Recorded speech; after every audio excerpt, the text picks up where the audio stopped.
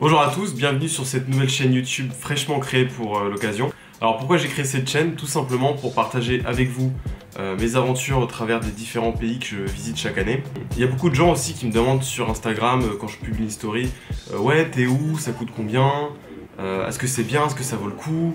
C'est quoi le budget pour une semaine dans ce pays? Et à côté de ça, j'ai une passion, c'est le montage vidéo et ça m'arrive de faire quelques vidéos dans l'année et je me suis dit pourquoi pas faire un format de vidéo en fait qui répond aux questions de mes potes que je reçois généralement chaque année et c'est toujours un peu les mêmes d'ailleurs, donc arrêtez de me casser les couilles. Donc je vais faire un format de vidéo, tout simplement des vlogs. Dedans on va vous expliquer un petit peu ce qu'on fait, où on est, combien ça coûte. Toutes les petites questions que vous pouvez vous poser, je pense qu'on y répondra dans ces vidéos. Et puis aussi on donnera notre ressenti par rapport à des choses qui sont pas toujours cool ou pas toujours bien, contrairement à ce qu'on peut penser, et je trouve ça important. Donc je suis pas tout seul dans ces aventures, je suis toujours accompagné de quelques petites personnes. La première personne étant Albert qui est notre coach MMA au sol. Donc lui il est là pour nous mater au moindre écart si jamais on respecte pas le planning ou des choses comme ça. On a également Julien, le GPS humain, qui est là pour nous guider, créer les itinéraires, etc. pour pas qu'on se perde. Très important d'avoir son Julien dans un groupe. On a également Yann. Donc Yann, c'est le photographe de l'équipe. C'est aussi un petit peu le comique. Il est là pour amuser la galerie. Et ça, c'est important pour le moral des troupes.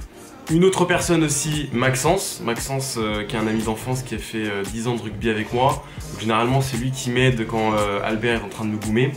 Parce qu'on est obligé de se mettre à deux, sinon c'est pas possible.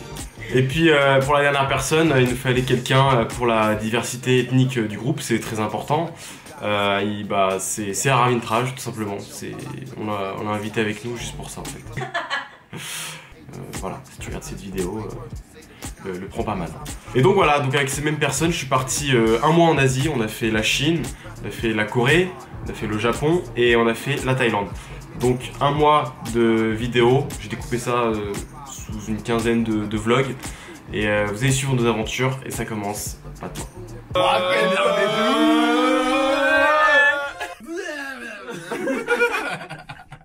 Ok.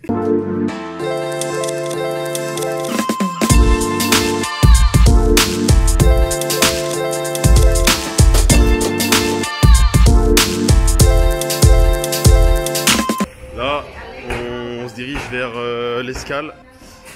On va prendre un petit avion pour aller à Shanghai. Pour l'instant on est à Vienne avec Alberto. On est là hein. Ça part à Shanghai. 7 ans de karaté kempo hein. Moi j'ai fait 7 ans de karaté kempo hein.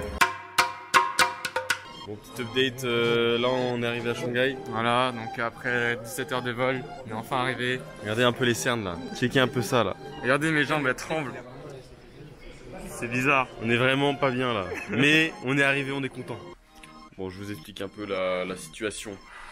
J'ai fait une demande de visa pour rentrer en Chine. Sauf que je n'avais pas d'hôtel. Du coup, j'ai dû faire une fausse réservation. Donc là, on va savoir si ça passe ou si je rentre en France. En plus, c'est archi vide, hein. Ouais, ça me fait peur. Ils ont grave le temps de vérifier mes antécédents judiciaires, si j'ai bien réservé et tout. On va rentrer dans une zone de quarantaine. On est de retour dans la file pour rentrer sur le territoire. Bon, je stresse un peu. Hein. Ouais, donc là on est dans le taxi, on est parti pour l'hôtel. Donc en fait, ce qui se passe, c'est que quand tu sors de l'aéroport, tu te fais agresser par une vingtaine de personnes qui disent travailler à l'aéroport et proposent des prix démentiels. Donc en fait, ce qu'il faut faire, c'est qu'il faut négocier un prix fixe. Et faut surtout pas accepter le compteur, c'est ça hein. Ouais, c'est ça. Parce que c'est une arnaque le compteur, apparemment, on a des potes qui nous ont dit ça, donc là on a négocié pour 180, c'est ça? On a donné un prix fixe. Ça fait à peu près 20 balles, 5 par personne, ça va, c'est honnête.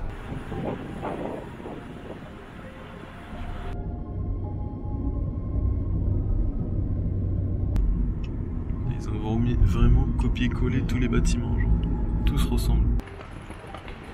Donc là on est en train de chercher l'hôtel parce qu'en fait on s'est trompé de bâtiment. Ça fait 10 minutes qu'on marche et comme on n'a pas de connexion internet c'est un peu galère. Mais ça va, on découvre en même temps, c'est assez joli.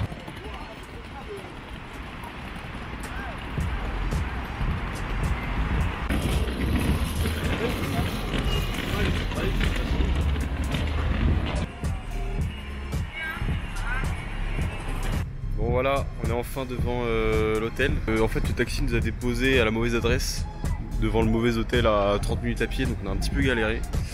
Donc là on y est enfin, et là j'attends dehors parce que moi je suis pas enregistré dans la liste des clients. Du coup j'attends qu'ils récupèrent les clés pour pouvoir poser les bagages. On se retrouve après. Là il y a Julien qui est passé prendre mes affaires pour pas que ça soit cramé. Au cas où on me demande d'enregistrer mes bagages et de donner mon passeport à la réception. Donc là j'attends toujours, tranquillement, il fait beau, il fait chaud.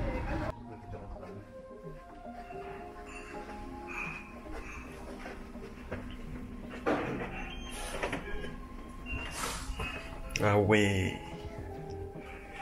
Ah ouais. Ah lui il tape déjà sa sieste stratégique lui. Oh c'est chill. Bon les gars, mission réussie, je vais réussir à m'accoster. C'est bon ou pas? Moi je m'en fous, je dors par terre, sur la banquette, où vous voulez, c'est du moment que c'est gratuit. A few moments later. Donc là on est dans un petit parc situé à côté de l'hôtel, donc juste en face. Et il est vraiment magnifique. Il y a beaucoup de personnes qui viennent ici se reposer, jouer aux cartes, chanter, faire de la musique. Il y a quelques temples, des espaces pour manger, des grands espaces verts pour faire une sieste au soleil. Et j'ai oublié le plus important. Ce parc appartenait autrefois à un célèbre chef de la mafia chinoise, et cette triade était la plus influente avant la prise du pouvoir par le Parti communiste en 1949. Cette mafia s'appelait Qing Pounds, qui signifie le gang vert. Bon, ils sont pas allés chercher très loin. Elle réunissait de nombreux hommes d'affaires et contrôlait la quasi-totalité de l'activité criminelle de Shanghai, qui était à l'époque la capitale mondiale du commerce de l'opium. Les activités principales du gang vert étaient le trafic de drogue, le jeu et la prostitution, et ces services étaient régulièrement demandés pour disperser des réunions syndicales ou des grèves. Aujourd'hui, le parc est maintenant public et tout le monde peut accéder pour la modique somme de 2 yuan. Je vous laisse sur ces images qui vous feront découvrir ce magnifique endroit.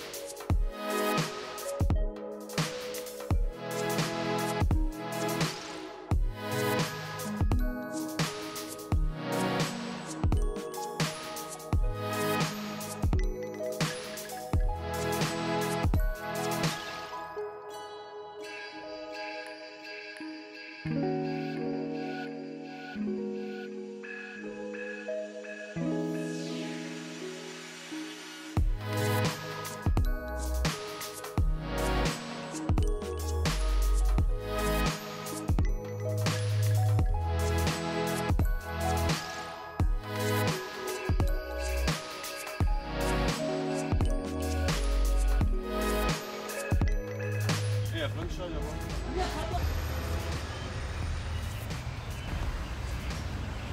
Miaou. Et voilà, c'est une fin de vidéo, j'espère qu'elle vous aura plu. En tout cas, j'ai pris beaucoup de plaisir à la monter. On commence tout doucement cette aventure en Chine avec cette infiltration qui est un succès, on va pas se le cacher. Et puis pour resituer un petit peu le contexte aussi, parce que je pense qu'il y en a beaucoup qui comprennent pas pourquoi j'ai dû faire ça. Je me suis incrusté à un voyage scolaire en Chine organisé par mon école.